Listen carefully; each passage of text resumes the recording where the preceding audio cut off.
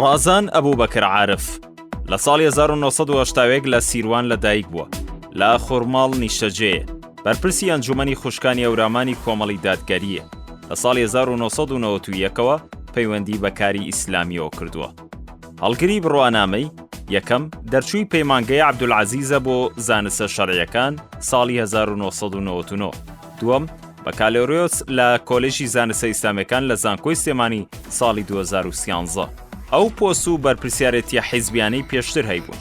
یەکەم بەرپرسی ڕێکخراوی خورماڵی خوشکانی ئیسلامی بووە لە ساڵی 2002 تا 2005. دووەم بەرپرسی کارگێڕی و دارایی ئەنجومەن بووە لە ساڵی 2006 تا 2008. سێم بەرپرسی ئەنجومەنی خوشکانی ئەورامان لە ساڵی 2008 تا 2023. چوارم مامۆسای خۆبەخش لە ئامادەیی شەرعی لە خورماڵ لە ساڵی 2012 تا 2017. ئەو خول و ڕاهێنانانەی کە بەشداری تێدا کردووە.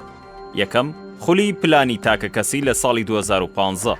دووەم خولی هونەری سەرکردایەتی لە ساڵی 2016.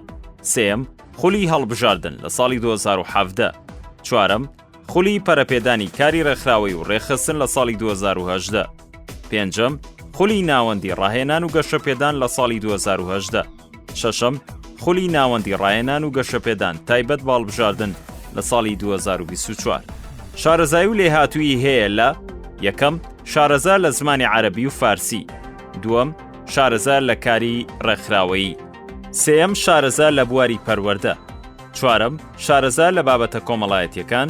پێنجەم شارەزا لە کاری خۆبەخشی و خێرخوازیدا. چالاکی ڕۆشنبیری و کەلتوری، نووسین، بەشداری کۆنگرە و کۆنفرانسی زانستی، کۆڕ و وانەوتنەوە. یەکەم سەرپەرشتی چەندین پرۆژەی خێرخوازی بۆ ماوەی 15 ساڵ. دووەم ئەنجامدانی کۆڕ و سیمینار تایبەت بە خوشکان و قوتابیان و گەنجان. سێم سەرپەرشتی چەندین پرۆژەی پەروەردەیی تایبەت بە ئافرەتان. چوارم سەرپەرشتی چەندین خولی تایبەت بە قوتابیان و گەنجان.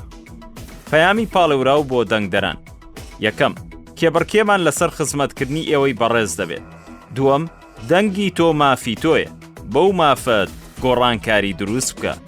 سێم بە دەنگدانت گەندەڵکاران سزا بدە.